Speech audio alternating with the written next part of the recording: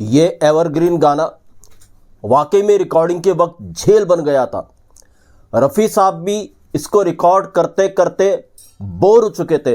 रफ़ी साहब को गुस्सा भी आ रहा था, मगर रफ़ी साहब फिर भी इस गाने को रिकॉर्ड करते गए और इस तरीके से रफ़ी साहब ने इस गाने को उबारा, इस तरीके से रिकॉर्ड किया। आगे चल के इस गाने ने रचा इतिहास। आज भी ये गाना हिंदी फिल्म संगीत जगत के जो टॉप मोस्ट सॉन्ग है, एवरग्रीन टॉप मोस्ट सॉन्ग है, उनमें से एक गाना ये है। हमारी जिंदगी से जुड़ा हुआ ये गाना है। कहावतों में हम इस गाने की लाइंस को दोहराते हैं। इस लाइन कैसे इस गाने की रिकॉर्डिंग हुई थी, क्यों रिकॉर्डिंग पर ये गाना झेल बन गया था, आज इस पर बात करेंगे। दोस्तों, चैनल पर नए तो चैनल को सब्सक्राइब जरूर कीजिएगा, बेल आइकन भी प्रेस कीजिएगा। नमस्कार, मैं महेश कोहली बॉलीवुड संगीत के सफर से।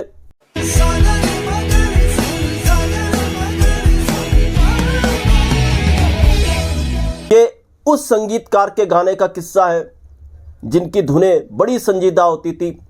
रफ़ी साहब और इनका जो कोलैबोरेशन था वो इनकी फिल्म आंखें से हुआ था। आंखें, मैं 50s वाली आंखें फिल्म की बात कर रहा हूँ, जो 68 या 60 के आखिर में जो आंखें आई थी उसकी बात नहीं कर रहा हूँ, 50s वाली आंखें की बात कर रहा हूँ।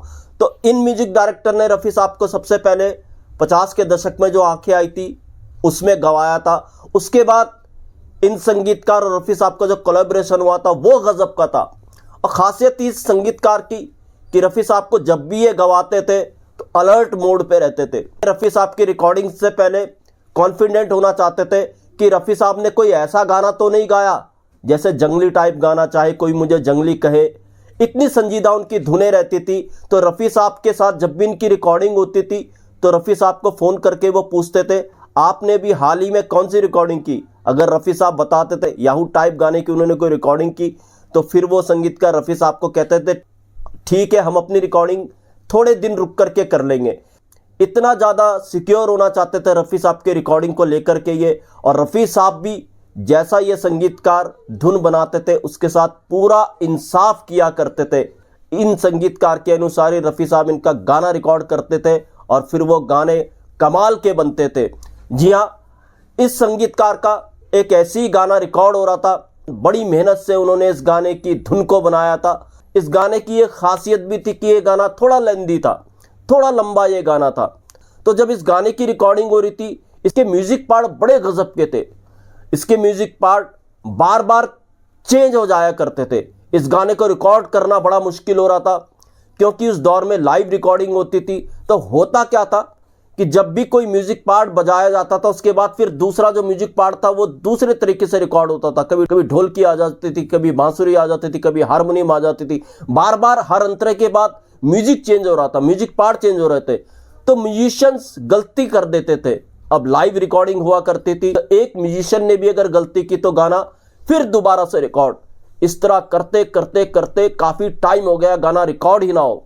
अब ये संगीतकार रफ़ी साहब की तरफ देखे, अंदर अंदर रफ़ी साहब को तो गुस्सा आ रहा था, मगर कहते हैं कि रफ़ी साहब की जो स्माइल थी वो बड़े कमाल की होती थी। रफ़ी साहब काफ़ी गुस्सा हो गए थे इस गाने की रिकॉर्डिंग पर, मगर जब भी संगीतकार इनके मुंह पे देखते थे तो रफ़ी साहब स्माइल दे दिया करते थे।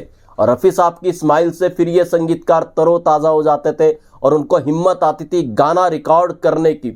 तो इस तरीके से कभी ये संगीतकार रफ़ी साहब का हौसला बढ़ा रहे थे, कभी रफ़ी साहब इन संगीतकार का हौसला बढ़ा रहे थे। इस तरह करते करते करते काफ़ी देर बाद ये गाना रिकॉर्ड हुआ।